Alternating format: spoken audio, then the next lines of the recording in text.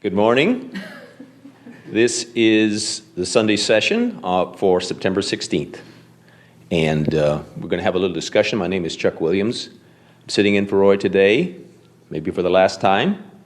And just here to have a discussion about life and what you see. I noticed every day, I notice how crazy everything is in the world.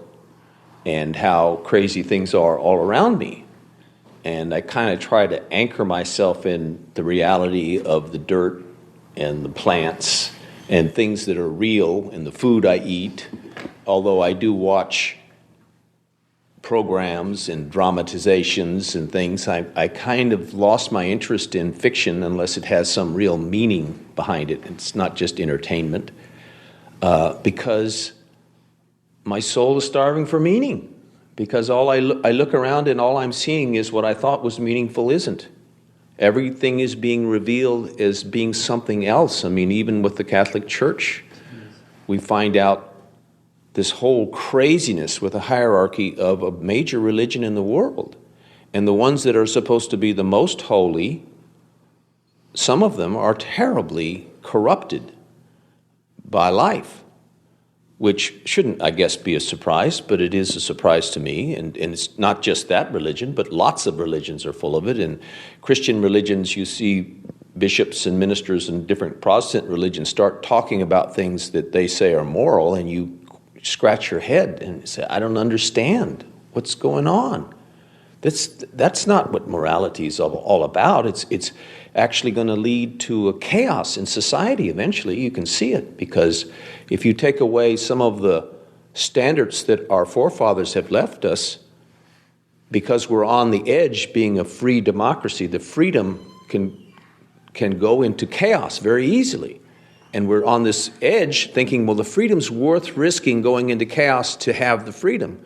At some point, you either have to lose the freedom because the chaos is descending upon you and you need some kind of order, even if it means losing your freedom, or you live in chaos. And to some degree, I'm looking around me now, and everywhere I look, what I thought was some form of order becomes evident it's chaos. I mean, I don't want to get too graphic about what I'm seeing. You're seeing it too, but the world has come to a level very quickly within, how many years? It's not been very long, and all of a sudden everything is turned upside down. You can't do what you could normally do, just as a man can't be gracious and hold the door for a lady. A lady can't be gracious and be modest about the way she conducts herself. There's things that we considered appropriate behavior when I was a young man that is now actually would get me in trouble, because it's too appropriate. Somehow I'm destroying somebody by being gracious and honorable and innocent. That's destroying them, and I have to stop it. So everything is confusing. So in that great introduction, what I want to do is I want to explore our next path. What do we do? How do you deal with it when everything you thought was somewhat good or normal or decent is now corrupted or twisted, or it's coming across as bizarre and you don't know what to make of it?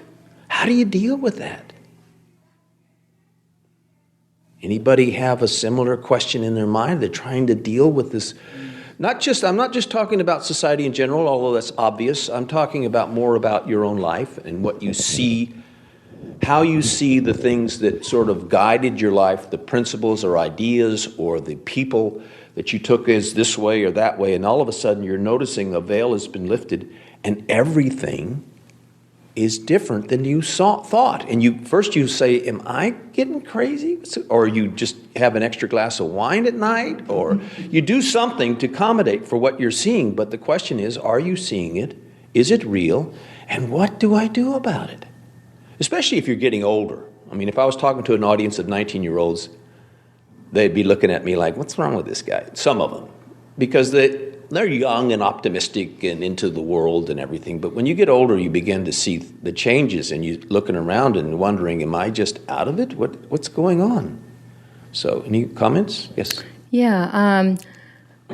I look inside myself and watch my angry reaction to people doing stupid things, and I see that I don't want that anymore, that I don't want to be angry with them. But I do want to see clearly what they're doing, and I want to see clearly what's happening inside of me. I guess I want to get over this anger. I see that that's the key. Okay. That's the key for me to survive in the chaos. There's one way to get rid of the anger, which is to deny it or excuse it or escape from it. It doesn't work. But you don't want it doesn't work anymore. That doesn't work. Good. No, you get beyond a certain point, and it's still, you can feel the conflict from trying to do that. Been there, done that many years. Don't want to do it anymore. So the question is, what's the next? Where do we go? What do we reach for? What is there that could allow us to keep the sanity that what we keep seeing about life, everything we see unveiled, it makes it less sane? What do we do about that? How do we deal with it?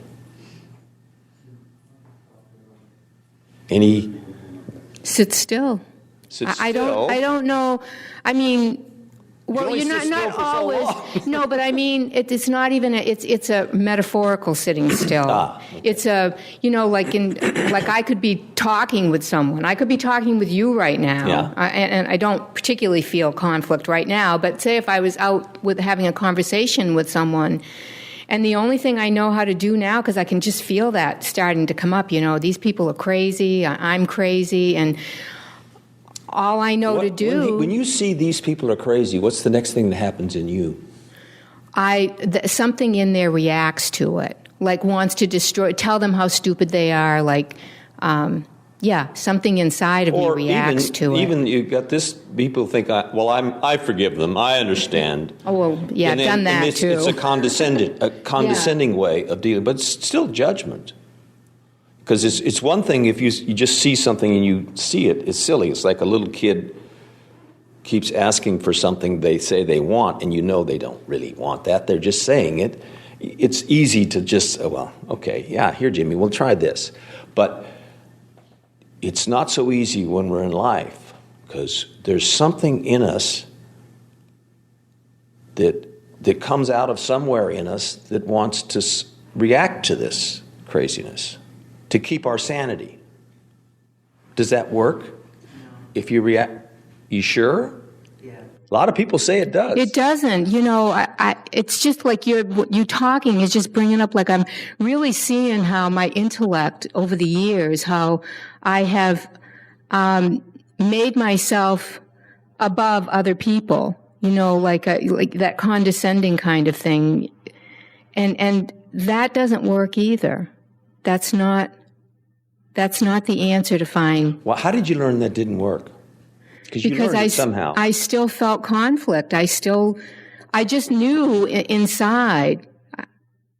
Just something has been showing me inside that that's not the answer. I still don't feel, and I don't feel like I'm looking. It's not peace that's not even the right thing. It's just I know now, because I have experienced, I guess, a stillness and a watching. And I know the difference now. Mm-hmm. Good. And you've been meditating for many years. Yes. But now you're seeing it in a different way. Because I've been hypnotized for many, I've been doing it in a hypnotic way for many years. Right. Yeah.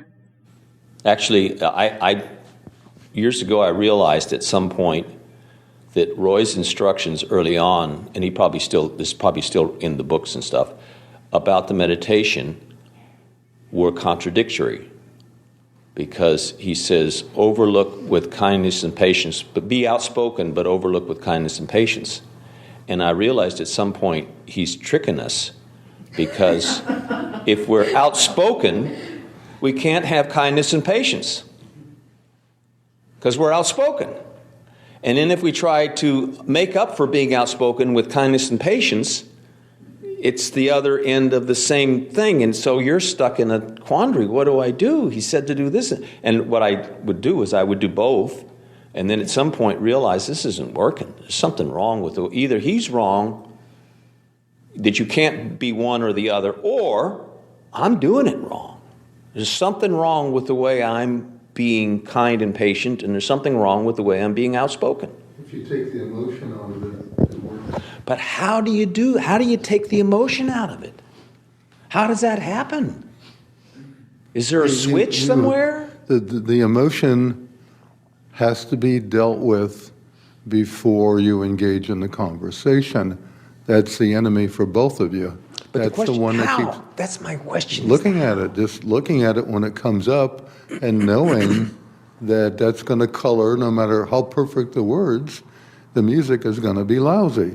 And that's all the person's going to hear is the music. Okay. Okay, but if you know that is a thing that always seems to happen,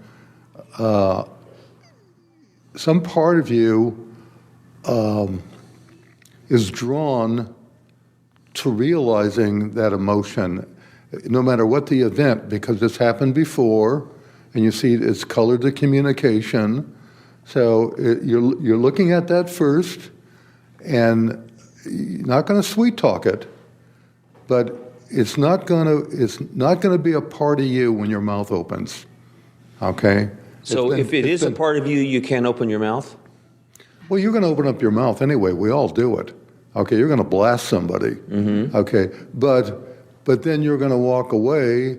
There's a learning thing, because you're going to walk away, and first the thing you're going to look at is, now, I knew better than to do that. Why the hell did I do it?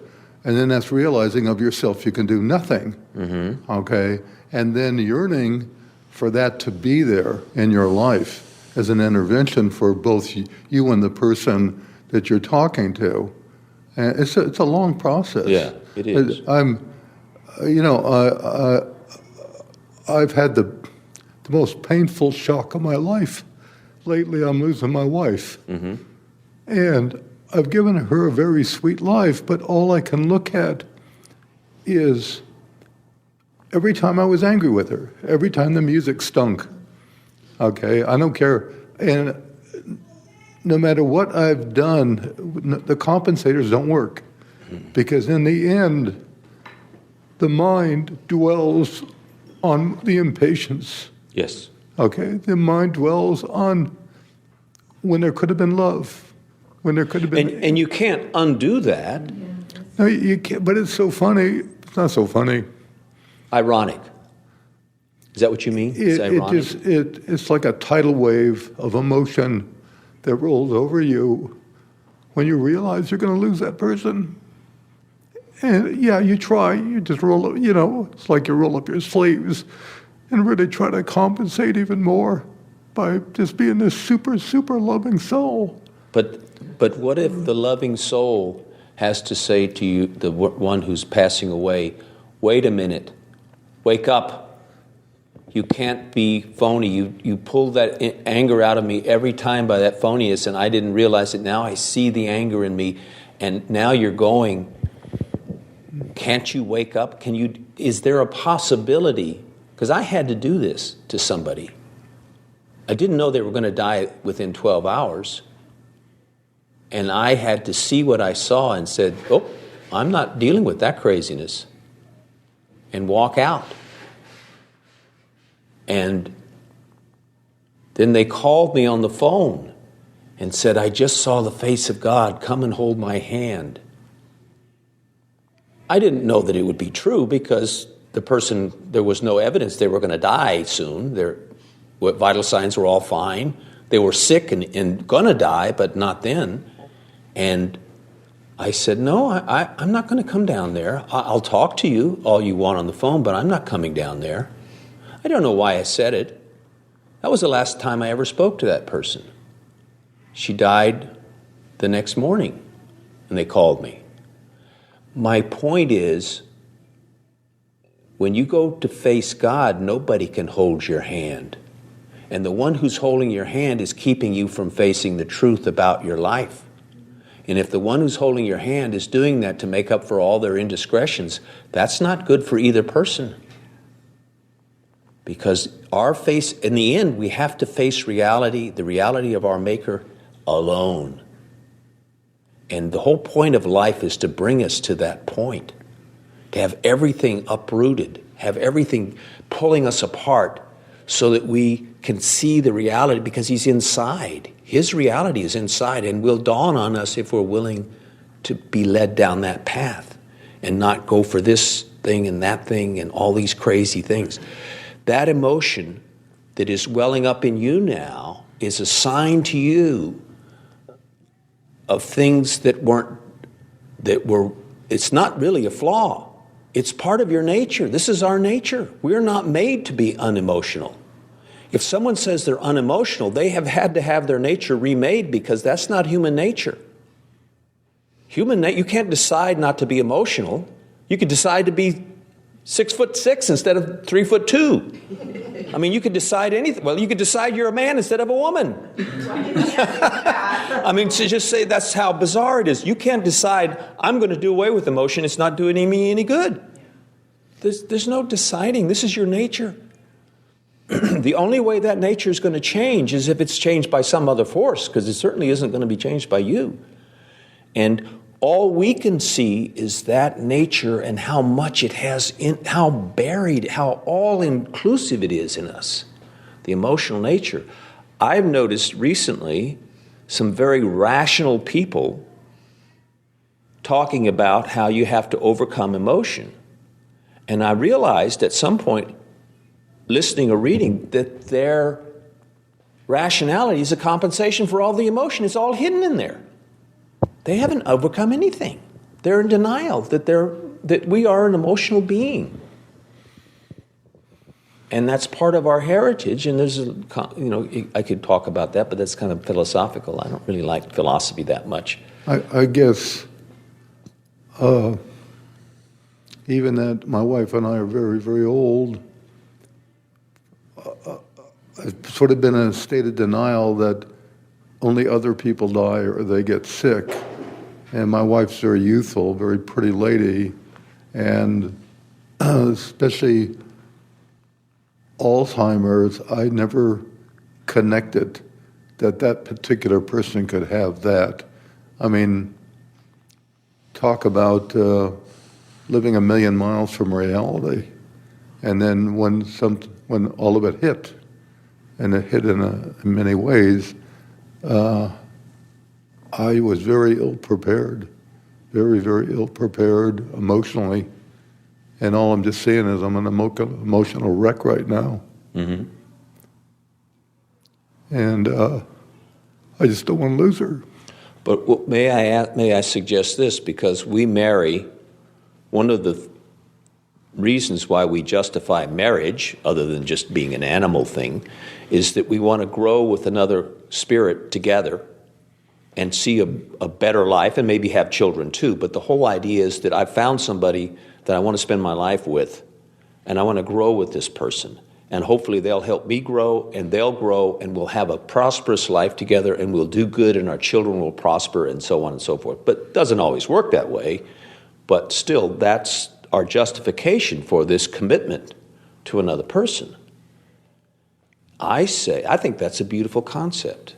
But I say that sometimes what wakens us to the meaning of life is that this relationship doesn't work the way we thought it would, that things aren't happening the way we expected them to. And because of that, it's really blowing our whole concept of life. And maybe that's the point. Maybe your partner's goodness or badness or unconsciousness or consciousness or destiny in pain and suffering is meant to help you wake up as well as them. Because you never know if all of a sudden at the end there's a moment of clarity when they realize somehow through all the maze of all they're in, this is not me. And that's enough to bring them to that desperation point, because death is a desperation point. All the medicines want to keep you unconscious when you're getting close to death. They say it's for the pain, but I think it's for other things.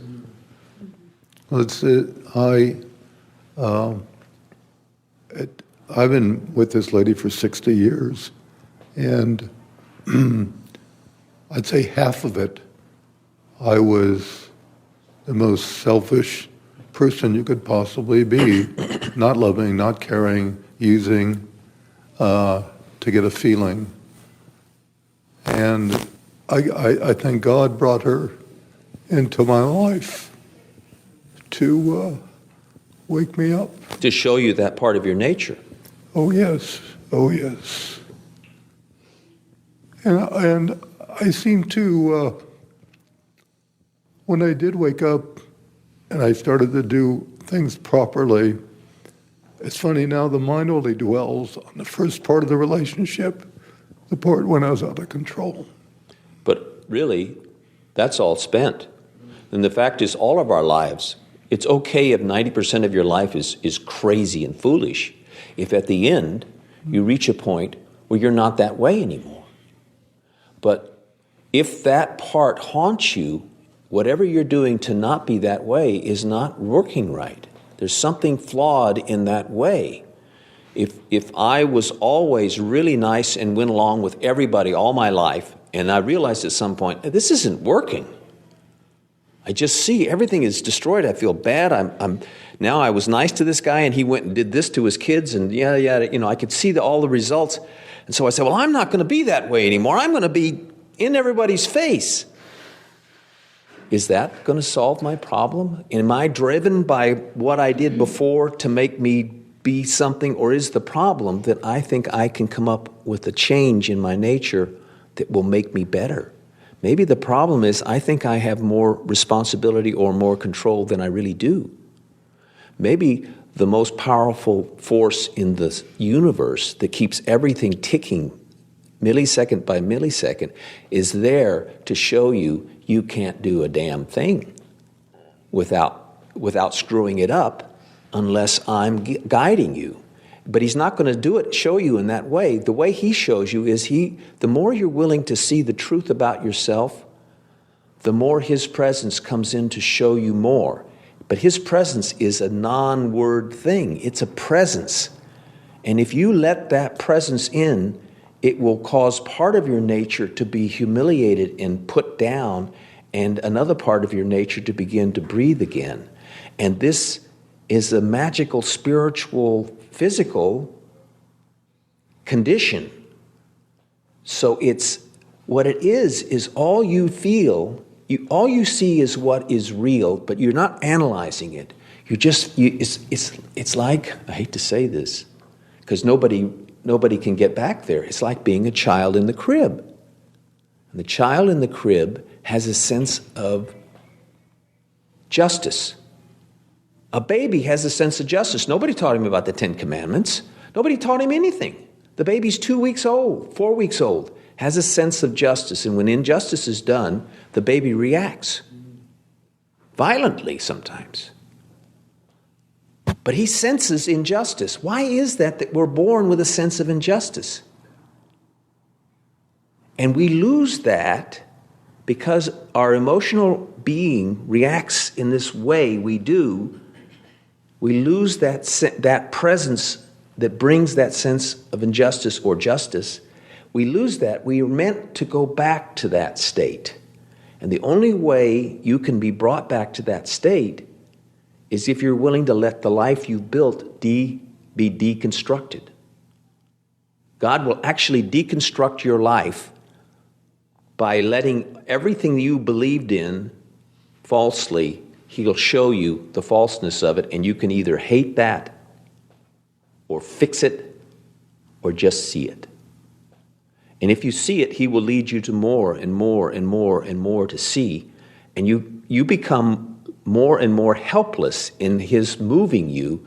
But in the end, what happens is he brings you back to the place you were in the beginning, only now you're coming back there having willingly let that life be deconstructed.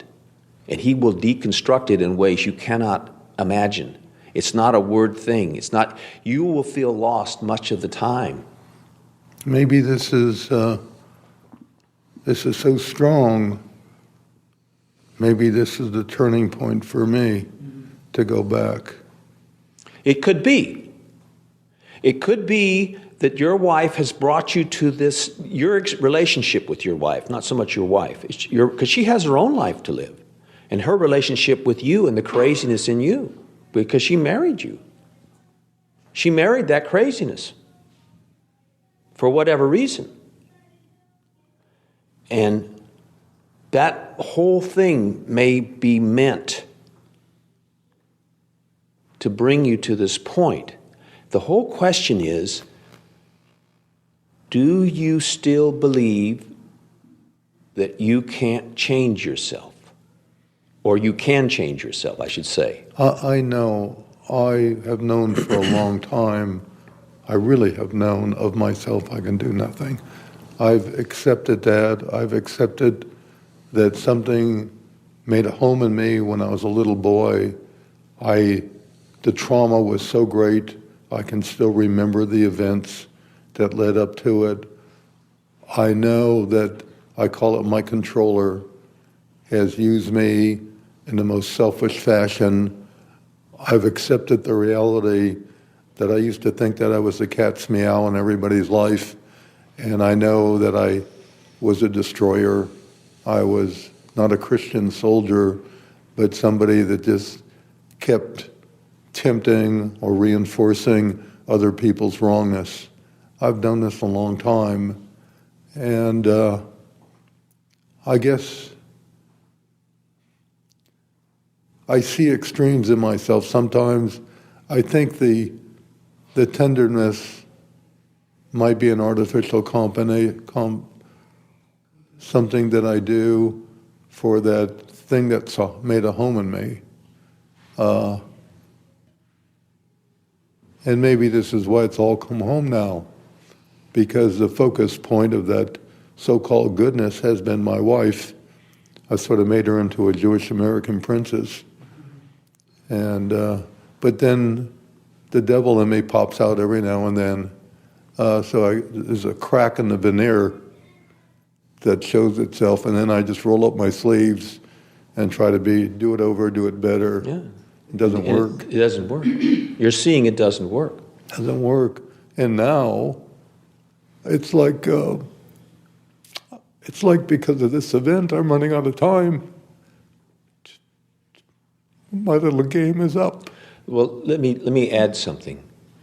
It's you'll never run out of time if you're open to be corrected by His Spirit, because He's always going to give you enough time. There's something in you that will hold on to that. Well, He didn't give me enough time. I was given these wrong. It's a million things. This thing in your head will tell you that He failed in somehow He screwed you. Because it all comes down to, I hate to say it, I hate to give away the secret. Give it away. The secret is, when we were children and we still had His sense of justice in us, we judged God because He put us in this crazy world. And we could see how crazy it was in a worldless way, and we judged God, and our soul is running from being aware that we made that one error. And all God wants to do is to bring a willing soul back to that realization in a non-word way. He brings you into that. If you're willing to go through that, then you will be born again. And who knows who's willing? I don't know. And though I've gone through things like that, passed through a portal, seen so much, to this day, I don't know whether there's some little part of it will show up, and I'll have to see that too. And I'll just have to see it, and I don't know if I will. I don't know if I'll admit to it. There's this proud nature that won't admit to things. And I'm at the mercy of my nature because I am not in control of my nature. So there will always be enough time. Don't consider that. All you want to realize is that the next moment is critical. But you go through that moment, and sometimes you go through a critical moment in your life where you've actually had to make a decision and you didn't know it, and you didn't even know it was a critical moment till much later. Days, weeks, years later, you realize, oh my gosh, that was a deciding moment in my life, and I didn't even know it. You're not supposed to know the deciding moments. If you think you know the deciding moments, then you haven't become humble enough, because it's not up to you to know anything. That's the knowledge of the tree of good and evil, to know when you're good and not. You're not supposed to know when you're good and not. The knowing part, which you're capable of having the illusion that you can do, is not up to you. It's not about knowing. And part of the dictum, be outspoken with kindness and patience, which is impossible to do for us emotional people, it's putting us in that place. So now we have to deal with that contradiction, and we have to see that we try, and it's, wait a second, I can't do this. I'm either nice or I'm mean. I'm outspoken and I say I'm not mean, but there's a meanness in my voice. You can hear, I heard the meanness in my voice talking to Roy. And he was asking crazy things of me, and I was answering it with some kind of sanity, and then I could hear the meanness in my voice, and my wife could hear it in my voice, and Roy said, in his craziness, he said, is there something in your voice? And I said, yeah. It's there, I see it. And that's enough. And that's all, because I can't say, well, next time I won't have it, because it was there. And I saw it. And I was seeing it as I was doing it. Then what happened? Then the next moment, I'm in another place. Did it reappear? No, it hasn't yet. I'm waiting. Because here's the deal. All I have to do... You would recognize it now. Pardon? Before you didn't recognize well, it. I do recognize it. I have seen it. I recognize it in others. I see it in them. They say the right things, but I feel the tension, the emotion in it, and I see that.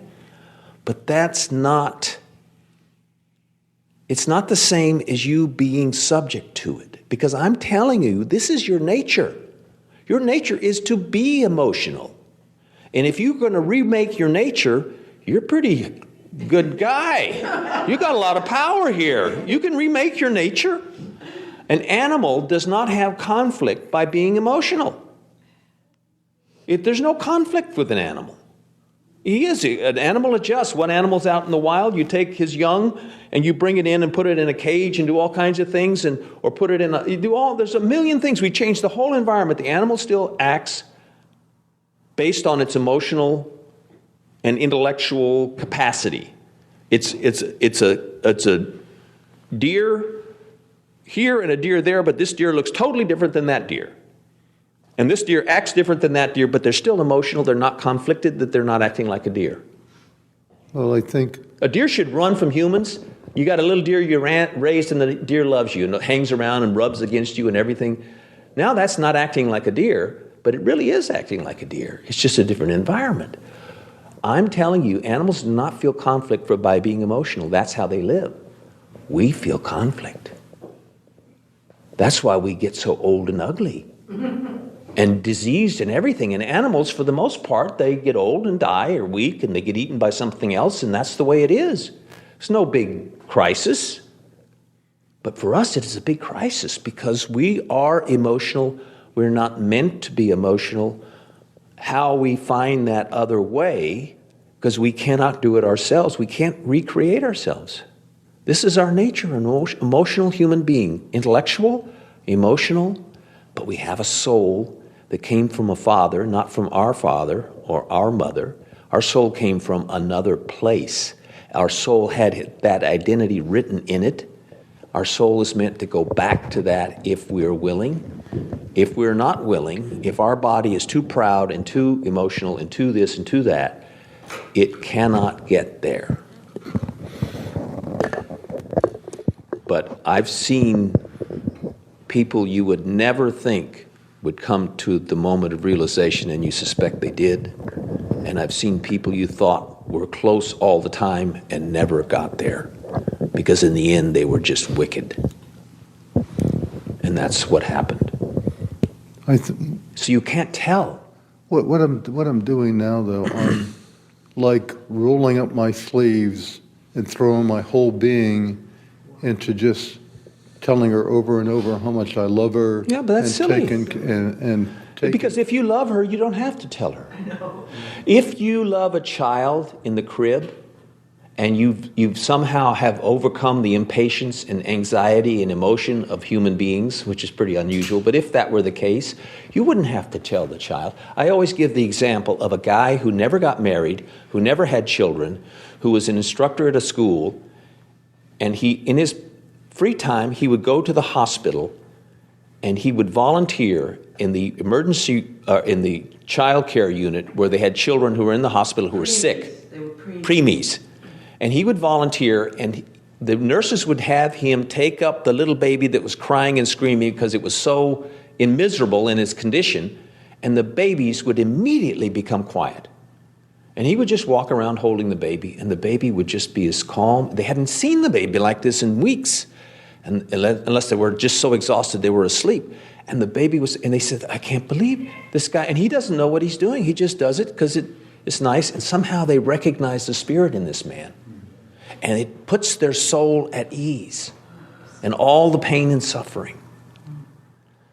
He doesn't go around singing songs to them and pretending to be something. He just walks in and bees. And he teaches in a school, in a high school, he teaches math. And his students think he is the most demanding man they've ever met. He will not take any excuse, and he says, this is math, and you're going to learn it or you're not going to learn it, but this is what you have to learn, and I'll explain it to you, but this is what you have to do. And when one of the students found out this guy goes to a preemie hospital regularly, all the nurses know him, he's been doing it for years, and this is what he has, this magical composure. The student was shocked. He couldn't believe this was the same guy. So what it is this is a compensation in me for a guilt for doing obviously, something yes. wrong. There's no great realization there. You can see that. The question is, how do you get free of that? Because you don't want to act, you don't want to be, well, I'm not going to give in to that giving my wife thing, because then you've got the chip on your shoulder. There's a magical way this whole thing will unfold for you, and what may happen in the end is, if it is real and not pretended to, not acted to, not meant to be, it's real, your presence will all of a sudden trigger something in your wife that she has missed since she was a baby, and she will recognize it, and she will become aware enough to wake up, because she's holding that against you, who represents the Father, that you always either were mean to her or you acted nice. But the act was an act, and she sensed it, and so she's reacted to that, and that's driven her mind crazy with Alzheimer's. It's that reaction against it that's hurting her. If you actually change, and you cannot make yourself change, you can see that you haven't changed. Every time you let the Father show you haven't changed, you begin to change. Every time you let His light in instead of your intellectual light in, you will be changed. You won't feel the change. You will only see what He reveals in that. And you may see some crazy things, and you're willing to see it. You bear it and see it in your helplessness. You are changing. You may walk into the room one day, and all of a sudden your wife's eyes change, and she's real, and she's there. And it's because the Spirit that is growing in you, she recognizes in herself. It's not about the body and the mind, it's about the soul and what the soul is. You have no power over the soul, you are the soul. It's the soul that has the sense of injustice that animals don't have. Your mind doesn't have a sense of injustice. Your mind doesn't, your emotional body doesn't. You get emotional about things, but it's not based on justice and injustice. It's all perceived. But the soul has a sense of true justice if you let it live. And the way to let it live is to see what is. You know, it's sort of interesting, ties in with what you just said. I spend the majority, she's in a rehab center because she lost her ability to walk and having trouble sort of talking. But I noticed something yesterday. This is in line. I was quite surprised. I mentioned it to my daughter. I was there all day telling her how much and holding her hand and loving her, and or at least looking like I'm loving her.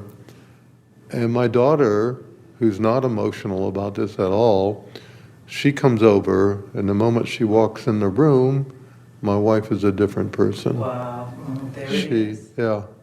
She lit up, she was talkative. So you could be the trigger for your wife's illness, and the more you try to help her in this crazy way. Now, your question is, what do I do? Do I just stay away from her? No. It's just you got that what do I do has got to be a soul-searching question. It's not a question in your mind. And all the answers that come to you in your mind, you don't believe them and you don't disbelieve them. You simply know those are the answers in my mind. And my mind has served me all my life. It's not worth listening to. Your mind is serving the wrong part of you. Well, it's probably at this point, it's being drawn to the same old thing that caused the problem because I'm so desperate. And I'm looking at, I get thoughts of, well, what my life is going to be like if she passes away. Well, that's selfish. I know that part of me. So you see that in your mind. If you react to that thought, you're going to change. If you simply see the thought as a thought and just let it go its own course, or you see the emotional reaction to the thought, the resistance to the thought with some kind of emotion, or the resistance to the thought with a counter thought. The soul can watch all of that. But you have to be looking from the soul now in a less removed state. I don't know how to say that because something came between your soul perception, which is you, and the world, and that is your mind, emotional body, the whole trauma, the whole craziness. That came between. That needs to slowly dissolve by this realization. I don't know how to say it because I could say it in words, but it happens without words. So the words don't help you, but it's going deep enough. You said a moment ago that the way I've been with her could have been the foundation for the Alzheimer's. Am I emanating that kind of confusion? Could be. You're triggering something, but you got to realize that your wife could be somebody who never wants to wake up. Who's been nice all her life just to deal with it, but she's never going to wake. I mean, I'm not saying this, but I'm saying she could be that kind of a person. And if you reach out to see if I can save her, you're reaching to the devil. The devil hides in our unconsciousness. The more you're unconscious, the more he can work freely in you and has to do very little because you're unconscious. He can work through you. You're thinking you're changing the baby's diapers nice and patiently, and it's really not true. You're emotional about it, but you're unconscious of your own emotionality, your own impatience, and you just feel self-justified in helping this baby at 2 a.m, and evil is working through you, destroying the baby, because the baby feels the impatience. You don't even know you're impatient. Because you look just the opposite on the surface. You act out the part, but you don't hear that little tone, see? You don't see the way the movement was a little bit too much. I have to use my wife as the example of this. She used to put things on the shelf, and she had an energy about putting things on the shelf. And I would notice it. And I noticed that. She puts them on the shelf, but there's just... And so she would sometimes put it on the shelf crooked. And then I would reach up and straighten it. And I would find myself following around straightening things, wondering what's going on here. But she became aware at some point that there was a little energy in everything she did. There was this energy to make it, because she's a good person and she wants to do it right. But then the energy after a while became traumatic for me, because I would see the energy and not so much the action. Because she would do all kinds of things that were good. So that energy, you have to see that energy, but seeing it and not fixing it is the next step. And when you see it, and somehow deeply realize you cannot fix it, you're in a new state. And that's the state at some point where the Father begins to change you. And you will later see the changes, but you won't see them as they're happening. But you'll notice people will react differently to you. People who were your friend will now hate you. And people who never really got along with you, all of a sudden they kind of want to be around you a little bit. But you won't know why yet. You won't understand that. And some people want to be closer to you just so they can corrupt you and destroy you. The evil in them is, ooh, got to get into this guy. I see the evil in people all the time. They don't see. It's just little things reveal it, and I see it. I used to be shocked by it. I'm not anymore. I see it because it's just part of life. So the more you're unconscious, the more evil is free to work in you. The evil doesn't really want to make itself known to you that it's there. And the only way that happens is because you're becoming more conscious. It can't stand to be in the light, and it ends up making itself obvious to you, and you can see it more about yourself. You say, where did that come from? That's not me. That realization is evil in its desperation, still trying to control you. Because evil does not want to be seen. He wants to be hidden in your unconsciousness. So the more unconscious you are, the more you see you do silly things that are unconscious or big things that are unconscious, the more your kids are destroyed or what you do is destroyed, or just little evidences all around of your unconsciousness. The more you're not willing to see that, the more he can hide in that. And he doesn't have to make his presence known. The only time evil makes its presence known in the world is when there's too much light coming in you and he can't stand it. Then he's becoming helpless. He does not believe he's helpless. He looks around and says, I'm in control here, buddy. I got everybody in illusions. And all of a sudden he's got someone who's waking up to reality and he can't work his way. He gets desperate thinking he can't control everything because he can't either. He doesn't know. So you've actually touched on his ego problem simply by being helpless and seeing when you're wrong and letting that shine, that sense of justice shine in you without using it as a fuel to judge the Maker, your Father. Your soul knows who its Father is in a special way beyond our mental knowing. The soul knows. That is you. You are the soul. You're not the body. Body's given to your soul for a time so that your soul can go in this process and have the body remade. And you at least brought to the point where you can begin to see the other reality. Maybe your body hasn't been remade again. You're still emotional. But you get to the vital point that's enough and you're taken.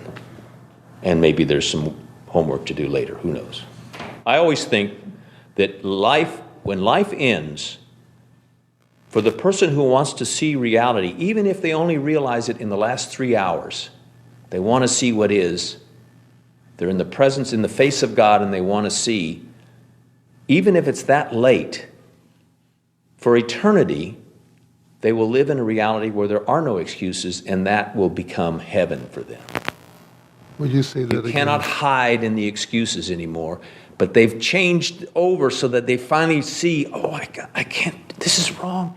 They see it in a special way, and then they have to go and be purified after life. After the body dies, they have to be purified, but they're in a reality where there are no excuses, and it's okay with them because they came to this point. The person who does not buy that, a reality where there are no excuses, is hell for eternity. So if you don't come to the realization that you need the place where you need to see that you can't fix yourself and that you hated your Maker for putting you here and having to endure all of this, and it was an illusion. If you can't see that in a special way, then you will spend eternity where there are no excuses to hide in, and you will see your sin with no way to get away from it, and that will be hell for you. Whereas if I die and I want to see that, even though I hadn't been perfected, that is no excuses to hide. I can just see everything as it is. That's heaven. I'm being perfected by everything I have to see. You know what's sort of interesting in reference to what you're saying? My wife has never owned anything wrong. Never. Even the silliest, dumbest things, she will never own it. And I've had a tendency to own almost everything. I mean, really own it. And you probably were successful in business because you saw what the problem was. You said, wait a minute, can't do that. That's wrong. You're wrong. You're fired, and I'm going to put this guy in charge. You know, you had a way of seeing what really was, right? Is that part of the reason you were successful? Not so much in business, but I would not hesitate, for this is a long time, that when I trespassed or when I did, I'd own it. Yeah. I'd own it fully. I mean, no excuses, no hesitation. I would own it. And I used to tell my wife, I said, honey, why didn't you take responsibility? It's so simple. Why are you still making excuses for it? But she would rather die than this. And she may be addicted to a person like you who's always saying, wait a minute, you messed that up. She's addicted to that because you're like her father or somebody in her past. And you're addicted to somebody who always needs to be corrected and then forgiven because they won't take the correction. You're addicted to fixing, and it's just the way you were raised. It fits in with how you were raised. So you're both locked in this pattern, and she picked the man who fits in her pattern, you've picked the woman who fits in your pattern, and now, instead of realizing, oh, we were made for each other, because now I get to see my pattern and how I'm addicted to doing this thing, and she gets to see hers, but so what for her? I'm not so much concerned about that. I want to see my part because I can't change her, but you keep trying to change her. The problem, and you're addicted to changing her, and she's addicted to hating you for trying to change her. We don't even get close to looking at that because the lifestyle was the epitome of a world lifestyle. I know, but that's all past now. You're in another place now. You're in a great place to see. Yes. See? It's like, you're in a great place because it's do or die here. Yeah, but it's like... Not only for her. For you, yeah. For you too. It's do or die. Because you go to sleep again. If she passes and you don't see what you need to see, you may never get another chance. So this is it. So this could be it. I mean, you know, God has his own ways, but this could be it. To me, at the next moment is it. And I can only deal with the next moment. What you said about how, you know, being willing to see, like if you die and you're willing to see, you know, what you've done. But even that, you have to let go of that. You can make yourself be willing. You can't. You have to be. You have helpless. Nothing. Exactly. And that's the rub. You don't decide to be helpless because that makes you in charge. Right. You're driven to helplessness not by deciding, is by being, in a sense, the proud nature being so. Because here's my miracle. All you have to do is be willing to see what is, and then the proud nature will be unraveled slowly, bit by bit. And if you're not willing to see what is, then you will have to unravel it yourself or whatever. So it's like you do something. I tell you, you have to do something, but you don't have to do damn thing. It's you just be in the moment, and sometimes the moment is hell for part of you. But it may be heaven for another part of you, because it can now, the spiritual part can breathe the air of spirit, whatever that. I'm using a metaphor, but it's like it breathes in this because it doesn't believe the lie of the proud nature.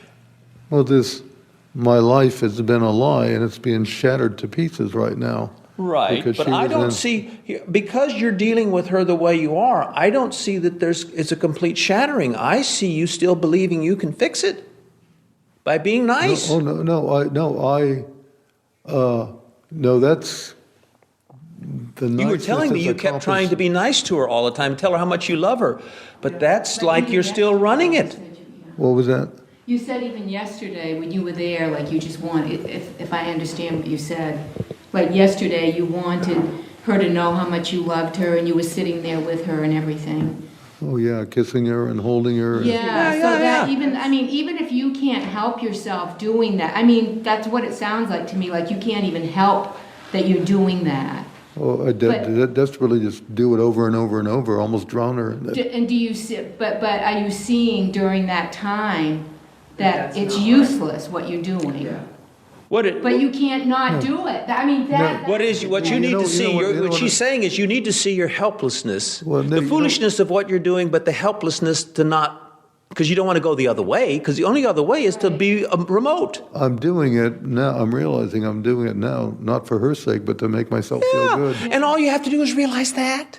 That is a marvelous. If that goes deep in your soul, you will be changed. There will be light in your eyes again. I have to add one thing here that he said. That she never owned anything. Why are you loving her in her state of denial? Tough question. Oh, I got chills with that one. Because that's an enabler. You're keeping her in her state of denial with that phony, I love you, whatever it is that you're doing. That's a good point. It's sort of interesting.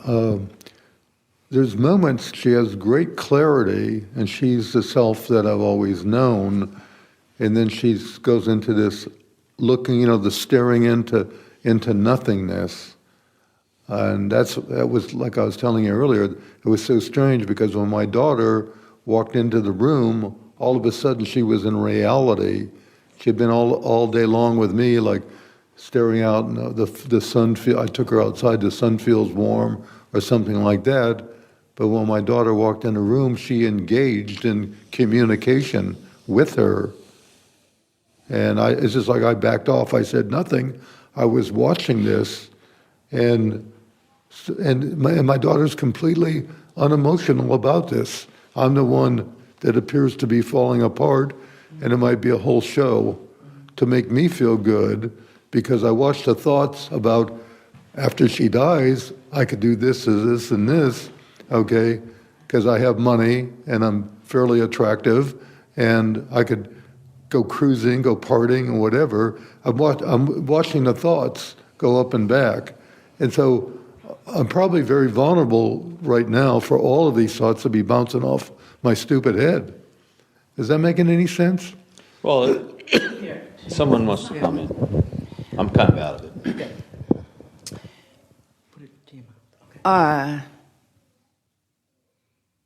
God has deconstructed my life, as Charles said earlier, but I work in a rehab center, and I work with Patients like his wife. all day long, demented, amputees, every kind of really the rawest, terrible things you could see.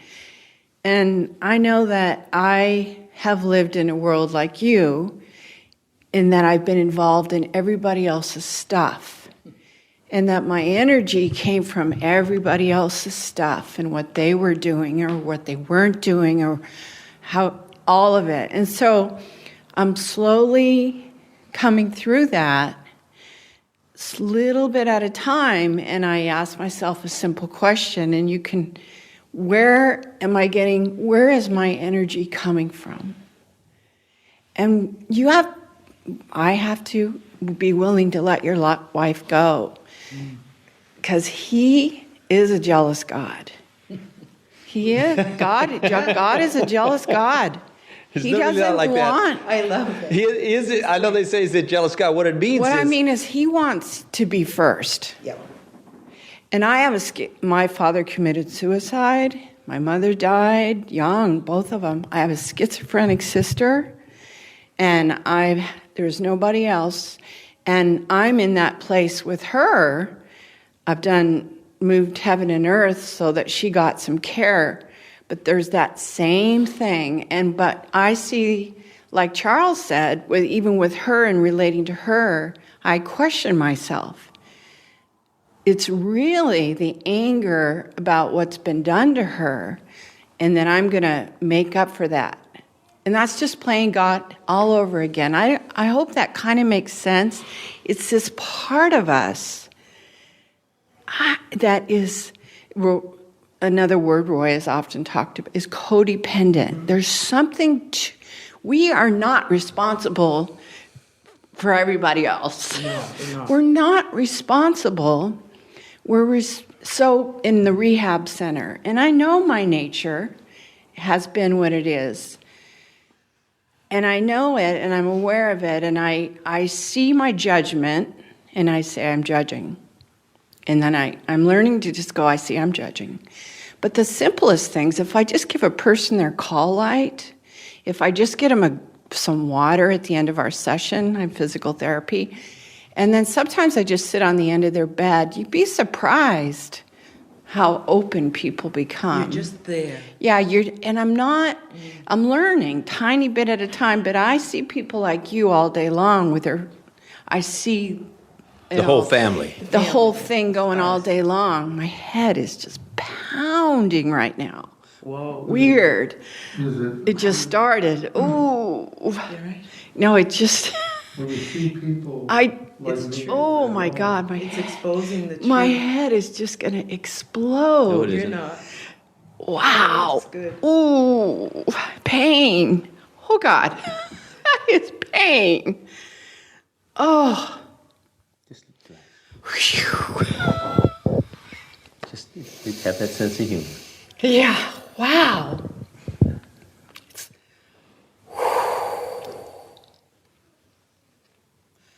Just let it go. Oh, gosh. Don't fight it. Okay. Grin and bear it.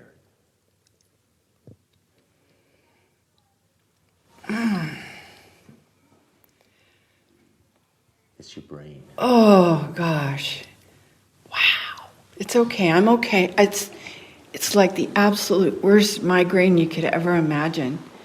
But I just see people, and it's really hard, but it's beautiful at the same time.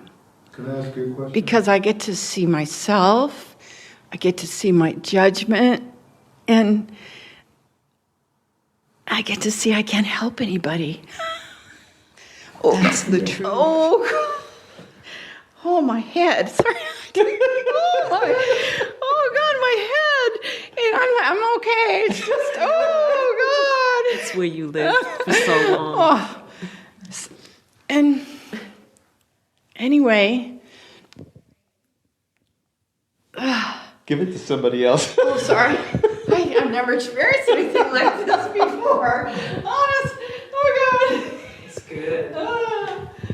Yes. I wanted to talk a little bit about that compensation because things have been revealed to me, and I realize how I was really compensating and not even aware of it. You know, I had these mannerisms about me, and I know it just was. I just wanted to bring it up that it just was an unconsciousness about me that I didn't even know. You know, I was like so nice and joking a lot. I was like, you know, Mr. Jokester. I walk into the room and I'd crack these jokes, and it wasn't real, you know, but it was. Now that new revelations, you know, that have come to me, I do see that it's not anything that I can do about it. There's nothing that I need to, you know, act like or compensate for it. It just, and to some degree, it's being relieved from me because I'm not trying to fix it this time, thank God. And I did want to mention that I do see that for me, for whatever reason, it's a great benefit to have friends, and I believe that's why I was led to move up here, to have people to help me with that, because for whatever reason, maybe my own stubbornness, I just didn't see it. I was really unaware of it. So it's very nice to have friends like that are actually, like you said, you see things about people that they don't see about themselves. And I think that's what a real friend is. I'm sure it is, actually. Yeah, technically speaking, if there's a group of people who who are supposedly waking up. I think of, I just discovered recently, there's a chapter in the New Testament. It's Matthew 23, and it's the whole chapter, which I don't know, is like 8 or 9 sentences. And essentially that says that those who follow me don't have, he doesn't use the word, but he says, don't have churches. They just, when two people come together with the Spirit, they affect each other in such a way that people get better. And the whole question of groups getting together, dealing with each other, is that the Spirit that is slowly growing in you has to affect the people around you, and the same thing is true of them, so that they may bring out something you need to see about yourself, and you, without intending it, bring out something they need to see about themselves. Most people take that as an intellectual thing where I'll point out his problem, because everybody sees everyone else's problems, and half the time they're right. That's their problem. But of course they point it out with this judgmental nature and so forth. Yeah. But there's just something magical about people who are on the right journey, that around them, they will be more awakened by the presence of people who are wrong, because they'll see their tendency to judge them, or people who are right, because they'll feel judged by their innocence, and that will make them, because they see that will help them on the journey. What generally happens is when people get together, they support all the wrong in everyone else. That's the way it works. Yeah. And if you look at your life, you'll see a person tends to gravitate towards people who support the lifestyle they've always had. I remember hearing the story about somebody a woman married this guy because he was the complete opposite of her father. He was the complete opposite. Married him, and then 5 years later, he's changed, and he's exactly like her father. Yeah. And she sees it herself. And she realizes somehow there was something in her that saw that she could make him into what she needed, even though she supposedly married the opposite. I mean, my sister did that. So yeah. She married the guy who was totally opposite from her father. Yeah. And she made him into a control person. He controls you by being carefree. How could you control somebody by being carefree? Well, it's not real. You never show up on time. Yeah. You don't know if they're going to show up at all. They show up with the wrong clothes on. They do all the wrong things, and they laugh about it. Yeah. So she went from a father who was strict and required these things to a husband who was carefree, and in the end was imprisoned by his carefreeness because it controlled her whole life.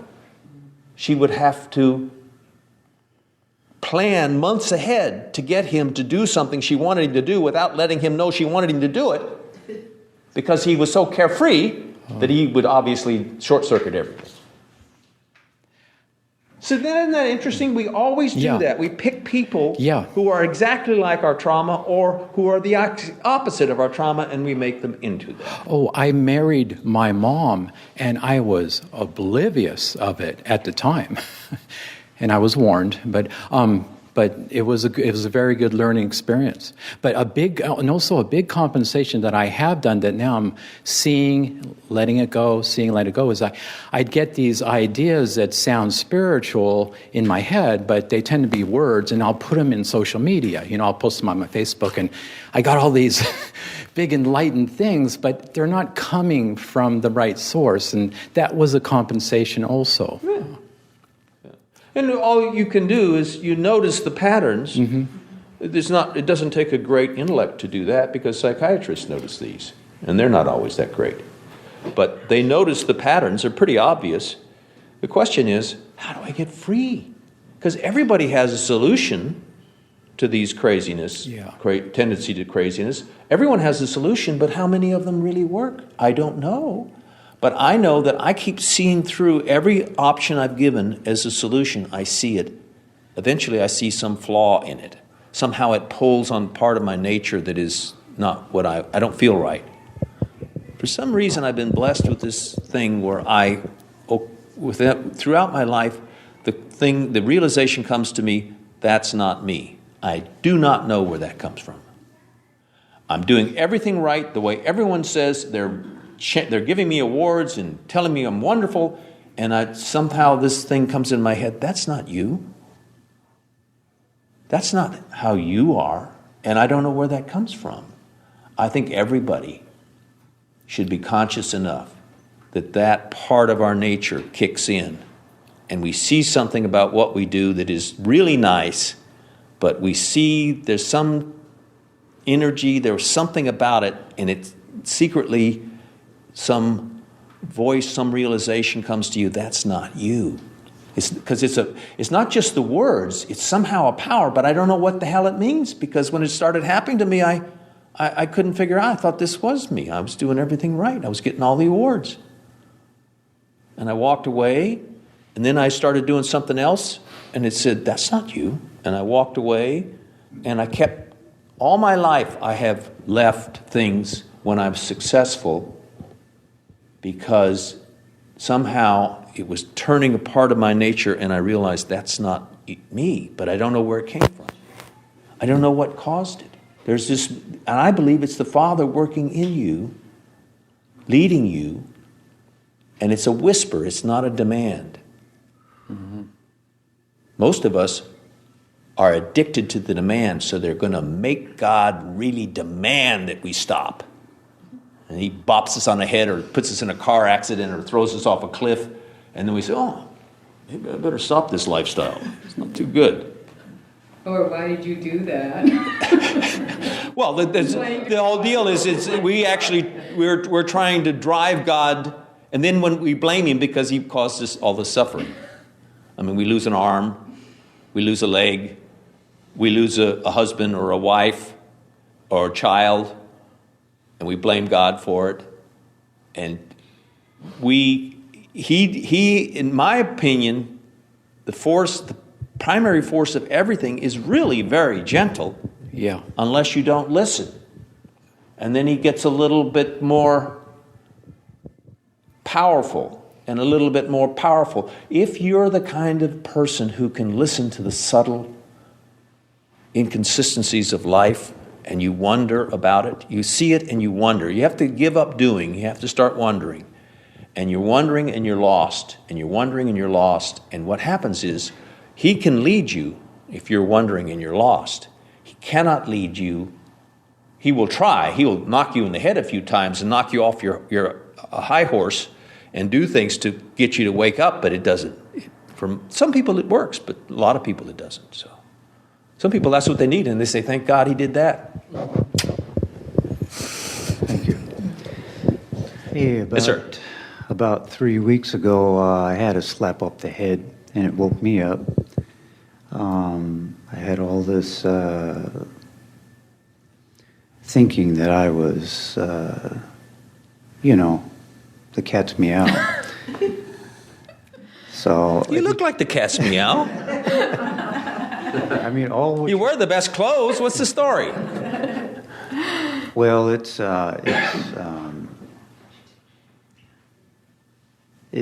because I try to present a certain way that I want people to see me, but that's not me. That's good. Yeah. When you see it's not you, the next thing that will happen is there'll be part of you that will try to change you. Mm-hmm. Right. And at some point, that will have been, if you're willing to see, you will begin to see the craziness of that, and then that will have less appeal. So that we have to be willing to be out of control before we can be under his control. And you have to be willing to be lost before you can be found. And you have to be willing to go into no man's land before you can be led out of that. Because I see the world right now is in no man's land, and they don't know it. And they think they feel fine. It's like watching people drive, and they're in some other world. They're not on that road, in that place, realizing the dangers they're in and being cautious and careful. They're in some other world, but for some reason they keep going and things keep flowing. But we're under this hypnosis of life. And waking up to the fact that you're there is the beginning, But then it's I don't know how to say that. You have to be. I always think of this scene in a movie I love, which is called The Village. And there's a character in The Village that's a young girl in her 20s. She's blind. And you see in the beginning of the movie, she's out playing ball with the guys because she's a bit of a tomboy, and she's blind. And she somehow manages to adjust and she can compete. So at some point near the end of the movie, she's trying to save the life of her husband. And I don't want to tell the whole movie, but the whole point is she has to go into the unknown where no one in the village wants to go. And she's blind, and she's told at some point you'll find a path in the woods, and the path will lead you to a wall, and over the wall is a different reality. And at some point she finds a path after all these trials and tribulations, and she's hitting the path with a stick because she's blind. She's got to hear the path, and she hears the stick hit the gravel, and she walks a little faster, and she hears it hit the gravel, and she walks a little faster. At some point, she's waving the stick in front of her, running full speed, and the only way she knows she's still on the path is when her foot hits the ground, it crunches in the gravel. And she does that until she hits the wall and goes over and finds a whole new reality. But the point is, that's where we have to be. We have to be running on this road, knowing we want to be out of this crazy world we've created for ourselves. And the only reinforcement that you know you're hitting the road is just every so often you touch and you hear the sound of the gravel and you know you're still there, but you're taking the risk of running into something because you can't see, and you're waving the stick in front of you. You have to have that attitude, and you can't make it up. It's about being in this place where you don't know what the next thing's going to be. And you're willing to see, and if you have to see on yourself, you're willing to, and if you have to see on others, and you have to see the craziness that's around you that you saw as a child in the crib and didn't know what to do, you're seeing it. And because you have that willingness, he will take you on this path. And you will now, this girl who was in a crazy little world of her own, was looking for something outside that world. She comes to the outside world. She ends up affecting the outside world and changing it for the better, just because of who she is. And she didn't mean to do anything. She was simply on a mission. So, I love that. Anyway, I'm a funny guy. It's relieving. So, any other comments before we close? Can I just ask you one more question? Sure. Do you have, what's your understanding of Alzheimer's disease? Alzheimer's? Yeah. You know, you hit on something, and I'm really beginning to wonder this, if the way I've been with my wife, I could be the foundation for this happening. As this might be, as she's gotten older, and maybe I've worn her out with, you see, everybody's amazed at my energy, and I have a funny feeling I'm just sucking up everybody else's strength. Very possible. Some part of me. And I noticed something in my daughter. She's angry with me quite often.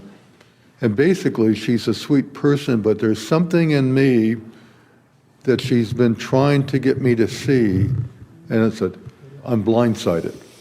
I don't see it at all, but what I'm sort of connecting, I might be wrong, is that I wore my poor wife out, but here I have my young daughter who's still strong enough to fight this nature in me that's so destructive.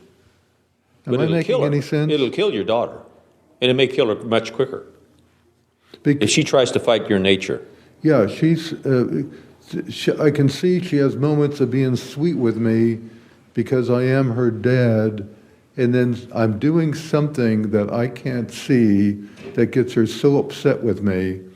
I can't imagine what it is because I'm building this whole thing. I mean, if I was an emotional guy and I happen to know your wife and I heard you describe what you've been doing with your wife, I'd be mad at you. Yeah, so I mean, if you can't imagine it, I'm a little bit lost because it's pretty obvious that you're treating your wife in such a bizarre way. Yeah, she sort of and you asked me about Alzheimer's. Alzheimer's is anger. Denial, anger. Yep. You are in such anger, you are short-circuiting your brain.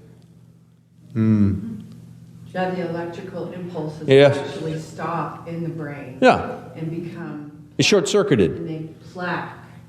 Yeah. Plaque. But it's all about this whole emotional thing. Now, whether it's your fault or her fault, I don't know. But, I mean, you asked me what it is. That's my opinion. No, They're building a beautiful Alzheimer's unit across the street from us. Beautiful building. I love beautiful buildings. But it's for all those people to lock them up. Wow.